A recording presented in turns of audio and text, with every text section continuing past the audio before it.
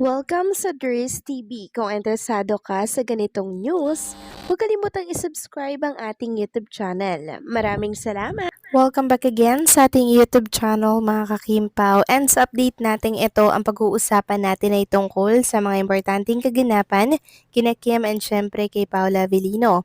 Pero bago po ang lahat, maraming salamat sa inyong patuloy na pagsuporta at pagsubaybay sa mga daily update natin. Kaya naman bilang pasasalamat, narito po ang ilang napili kong komento patungkol ito sa naging previous update. Una komento mula po ito kay Ginang Norma Dayag. Sabi niya, Dries TV sikat kasi sila kaya lahat na lang atensyon ay nakapokus sa kanilang dalawa.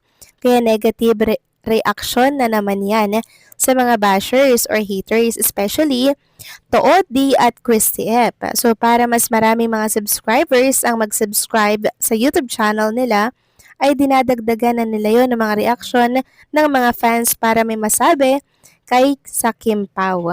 Sasabihin na naman nila kay Paulo na mag-asawa na kay Kim or nagsawa na kay Kim. Oh my God. Damn you all bashers and haters. You are wrong in your notion. But mind you all bashers, you can never please someone.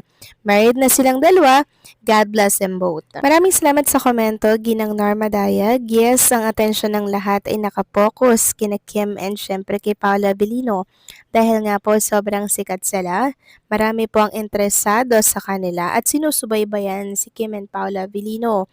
Kaya may magawa lang pong konting negative, nako gagawan po yan ng issue, and OA ang reaksyon ng mga bashers hanggang sa lumala at mabatikos ng husto si Paula Avellino. Pero ang kagandahan dito mga kakimpaw, bago lumala yung tungkol sa kahapon po na ganap sa ASAP, talaga naman pong pinaliwanag na ni Chinita Princess na hindi. Alam talaga ni Paula Avellino and maging si Sir EJ, sinabi niya rin na alam yun. Pwede ba na hindi alam ni Paula Avellino ang tungkol sa announcement nila sa World Tour? So basta agad yung mga bashers na mahilig pong gawa ng issue lahat ng galaw ni Paulo. So maraming salamat sa komento, Ginang Norma Daya, God bless and mabuhay kayo. Next comment naman, mula naman po ito kay Ginang Marlita Aurea Rodriguez. Sabi niya, Hello Mr. TV, ganito na lang ang kakimpaw.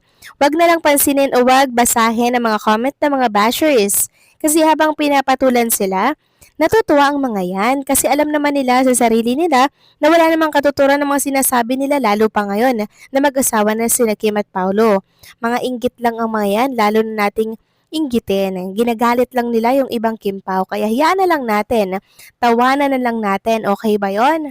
Maraming salamat sa komento, Ginang Marlita Aurea Rodriguez. Yes, tama po yung inyong sinabi. Deadma sa mga sinasabi ng bashers.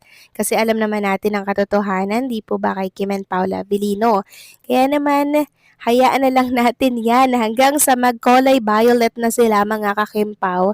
Hayaan na natin hanggang sa mag-colay violet yung mga bashers na yan kasi maano sila sa inggit mga kakimpaw kasi hindi nila gusto yung mga nakikita nila kay Kim and Paula Avellino. Kaya ang gagawin nila, sisiraan nila ng sisiraan mga kakimpaw.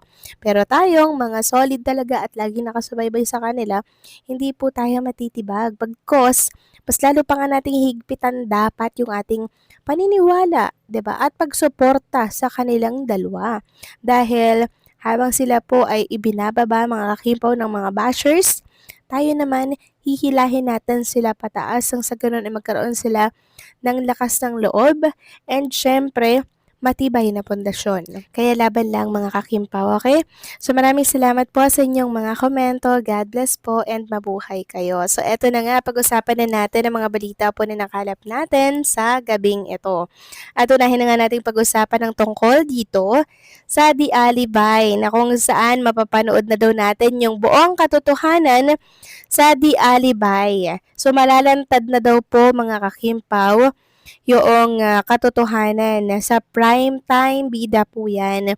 So usually, nagsisimula ang prime time 7 to 11 p.m. po yan. So sana sa pagitan lang po ng 8 to 10, 'di ba? Kasi bawal pong mapuyat ang mga seniors natin Sana medyo ganun lang, no? Sana hindi umabot ng 11 kasi talagang kailangan ng matulog ng mga seniors na taga-subaybay ng Di Alibay or supporters ni Kim and Paula Avellino. Sabi nga po dito ni Jeff Oligar TV, matapos subaybayan at manguna sa Prime Video noong nakaraang taon, malalantad na ang buong katotohanan ng seryeng Di Alibay ni na Kim Chiu at Paula Avellino or ang Kim Pao sa prime time. Abangan po yan ngayong March 2026. So sa March pa naman pala to mga kakimpaw. So ilang linggo na lang pala mga kakimpaw, no? Tapos March na. So ang bilis lang ng buwan at ng araw mga kakimpaw. Kaya wag tayong mainip, okay? At i-anunsyo ko rin po sa inyo kung anong oras. Then hindi pa rin kasi natin alam kung anong oras to mga kakimpaw, basta panggabi to, okay? Samantalang next topic naman tayo, pag-usapan natin itong pinagkakaguluhan ngayon sa mundo ng social media. Tungkol nga po ito mga kakimpaw sa sinabi ni Bestie Darren. Sabi kasi doon, safe travel daw kay Kimi. Ngayon may nagpost po dito sa Kimpaw Group mga kakimpaw ng ganito. Safe travels daw, Kimi, sabi ni Bestie Darren. Sana punta mo, Kim. Then, pangalawang post naman sa isang community naman ulit ng Kimpao. Sino ang may alam kung asa nagpunta ngayon ng Kimpao? 020226. So, ayan po mga kakimpaw yung mga komento po nila.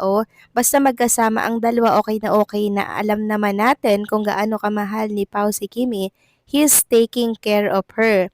Then may nag-reply na masyado silang private when it comes to their personal life kahit sa lakad nila di pinopost. Sa work lang talaga sila makikita at minsan sa mga post ng friends nila. Okay lang yon. Importante, happy sila. Sana soon ma-share naman nila.